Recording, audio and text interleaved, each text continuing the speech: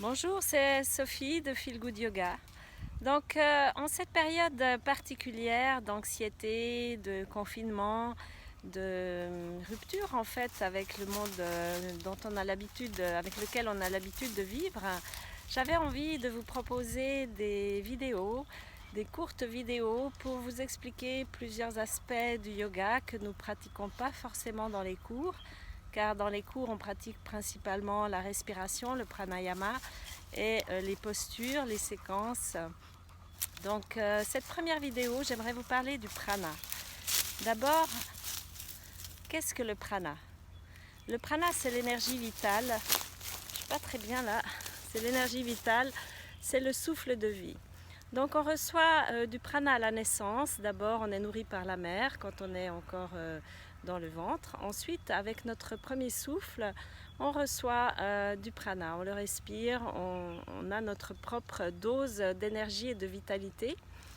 Et on va garder ça toute la vie avec des hauts et des bas. Parfois, on a moins d'énergie, donc ensuite ça revient. On a des périodes comme ça jusqu'à notre dernier souffle qui est la mort en fait. Donc ce prana, on le trouve dans plusieurs choses, notamment dans l'air, bien sûr, avec le pranayama. Donc yama, ça veut dire l'extension du souffle. Quand on pratique les respirations de yoga, on amène plus de vitalité au corps. Il y a différentes techniques. Ce n'est pas le sujet de ma vidéo aujourd'hui. Je ne vais pas vous expliquer les techniques. Par contre, donc on le trouve dans l'air.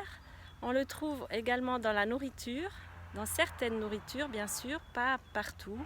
On le trouve dans la nourriture qui vient de la terre, les fruits, les légumes, les graines, les noix, tout ce que la nature nous produit et qui n'est pas transformé ni par la cuisson, ni par la congélation, ni par des modes de cuisine dont nous avons l'habitude de faire. Donc c'est les aliments crus à l'état brut. Donc en cette période, je vous conseillerais plutôt que de faire des réserves de pâtes et de farine et de sucre et de ces choses qui n'ont aucun prana, je vous conseillerais plutôt de faire de belles salades, de vraiment booster votre énergie avec des jus, avec des aliments crus et ainsi reprendre une vitalité qui nourrit toutes les cellules mais qui nourrit aussi votre esprit, qui augmente la joie de vivre, qui vous donne une vitalité. Ensuite, le prana, on le trouve également dans les grandes étendues de nature. Ça peut être au bord du lac, au bord de la mer, dans des grandes étendues de campagne, dans la forêt, quoi encore, à la montagne. Donc partout où l'air circule bien, où il y a des énergies, des ions négatifs aussi en grande quantité. Donc si vous avez l'occasion de vous promener, si on peut encore se promener, je vous conseillerais d'aller faire des balades en forêt, dans la nature et de bien respirer, d'observer, de capter ces énergies de la nature. On trouve aussi le prana dans l'eau, mais pas dans l'eau du robinet que l'on boit, ni dans les bouteilles en plastique. On trouve le prana dans l'eau de source. Difficile en période de confinement de s'approvisionner en eau de source.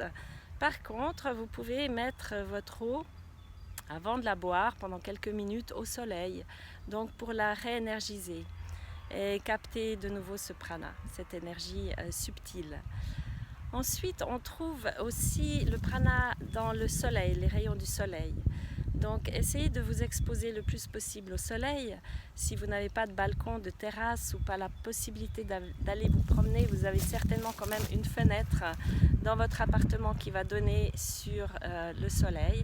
Prenez ces rayons et prenez-les avec conscience, comme si on capte l'énergie du soleil et les bienfaits que le soleil nous fait. La chaleur, réchauffer les cœurs, réchauffer aussi le corps, illuminer, éclairer et donner plus de clarté à nos pensées. Ensuite, on trouve aussi le prana dans la conscience. Et ça, peu de gens le savent, mais la conscience nous porte une énergie différente. Quand vous faites une marche en forêt, que vous la faites avec conscience, que vous observez vraiment la nature, que vous respirez, que vous captez cette énergie avec conscience, cette marche aura beaucoup plus de bénéfices que si vous faites un footing avec vos écouteurs sur les oreilles. Si vous mangez avec conscience, que vous appréciez la nourriture, les couleurs, la texture, le jus qui est à l'intérieur de ces nourritures énergisantes, les fruits, les légumes, vous allez avoir plus de bienfaits aussi au niveau subtil. Ça va nourrir vos corps énergétiques et pas seulement le corps physique. Le corps énergétique, le corps mental, le corps spirituel aussi. Donc vous voyez que le prana se trouve dans plusieurs choses à notre entière disposition gratuitement. Je vous propose pendant ces quelques semaines de mettre votre attention sur ces petites choses qui vont élever votre taux vibratoire, qui vont élever aussi vos pensées et peut-être moins vous laisser absorber par toute cette négativité, cette angoisse, cette anxiété qui est ambiante partout. Dès que vous allez dans la forêt, tout disparaît, toute cette ambiance disparaît. Donc je vais continuer avec quelques vidéos de ce genre. Si vous aimez, cliquez dessous j'aime, faites-moi vos commentaires, dites-moi peut-être de quoi vous aimeriez que je vous parle, si j'en ai les capacités bien sûr. Et puis je vous retrouve tout bientôt. Si vous voulez suivre les vidéos, il y en a plein sur YouTube, il y a les miennes, il y en a d'autres aussi.